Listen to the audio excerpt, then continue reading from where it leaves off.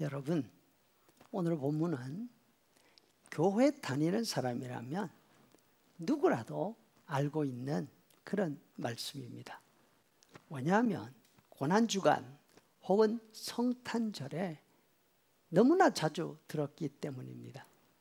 예수님이 메시아로 이 땅에 오셔서 우리의 구원을 위해 어떤 일을 하실 건지 예언하신 말씀이죠.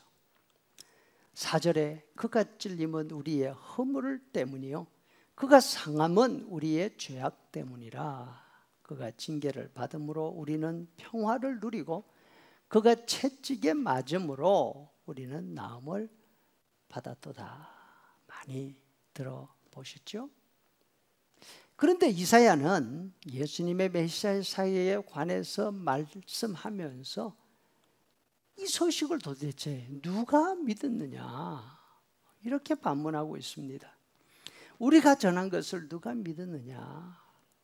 이 말은 그 말을 들을 때 아무도 믿지 않았다는 것입니다. 혹은 이 소식은 그 누구도 믿을 수 없는 그런 내용이었다는 것입니다. 우리말 개역 개정 번역에는 우리가 전한 것 이렇게 되어 있죠. 반면 난회주에 보면 일이라고 붙여놓고 들은 이렇게 되어 있습니다. 다시 말해서 우리가 전한 것이라 하는 이 부분을 우리가 들은 것이라고 번역할 수 있다는 뜻입니다. 개인적으로는 우리가 들은 거 그걸 누가 믿었느냐 이렇게 번역하는 것을 더 선호합니다. 왜냐하면 본문에 나오는 우리는 하나님이 하시는 일을 알고 지금 그 말씀을 전하고 있는 사람이 아니라 그 말씀을 제대로 알지 못하고 오해하고 있는 사람이 우리이기 때문입니다. 여기에 나오는 우리는 메시아 소식을 전하는 사람들이 아니라 반대로 메시아 소문을 들었지만 그 내용을 도무지 믿을 수 없어서 이거 진짜야? 하나님이 진짜 이런 일을 하신다고? 어떻게 세상에 이런 일이 있을 수가 있어? 이렇게 반문하고 있는 것입니다. 하나님께서 메시아를 통해서 하는 일, 그 말씀 내용이 도무지 상식에 맞지 않고 그렇게 일을 진행하면 도무지 일이 될 것 같지 않은 그런 내용이기 때문이죠. 왜냐하면 하나님이 지금 세우시는 그 사람이 너무나 보잘것없는 인물이기 때문이죠.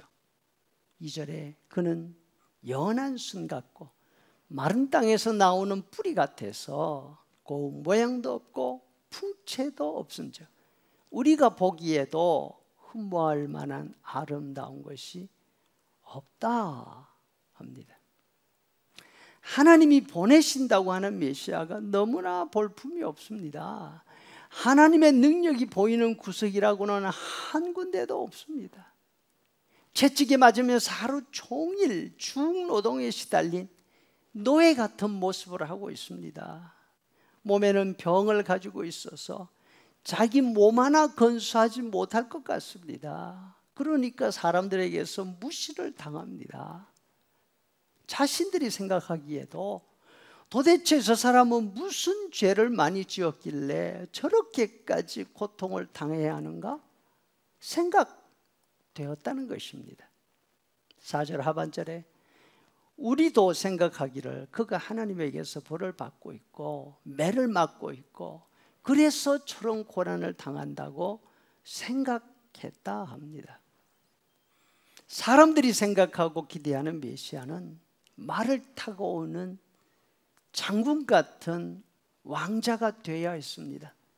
한눈에 봐도 하나님이 보내신 사람이네 딱 알 수 있는 아우라가 풍겨나야 했습니다.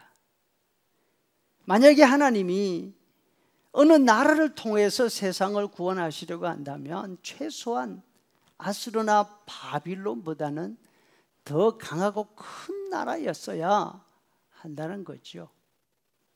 그런데 세상 구원을 위해서 하나님께서 이스라엘을 들어 쓰신다는 것입니다. 이스라엘은 구원자의 모습이 아니었습니다. 너무나 허약했습니다. 자신들의 죄 때문에 멸망해 가는 그런 나라였습니다.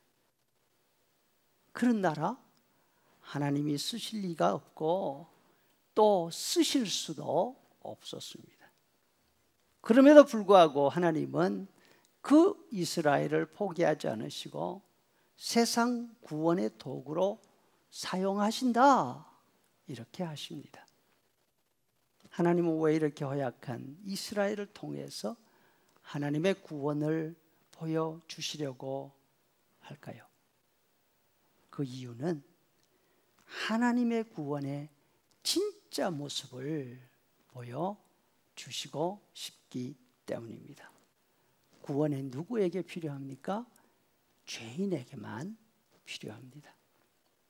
그리고 하나님은 왜 나사렛 예수, 시골 사람 예수를 구원자 메시아로 보내셨을까요? 그것은 하나님의 구원은 능력에서 나오는 것이 아니라 희생을 통해서 이루어지기 때문입니다. 강한 자, 힘 있는 자는 희생을 모릅니다. 희생을 할 수도 없습니다. 우리가 구원을 받은 것은 예수님의 능력을 통해서가 아닙니다. 우리가 구원받은 것은 예수님의 십자가 희생을 통해서 구원받은 이 사실을 잊어서는 안 될 것입니다.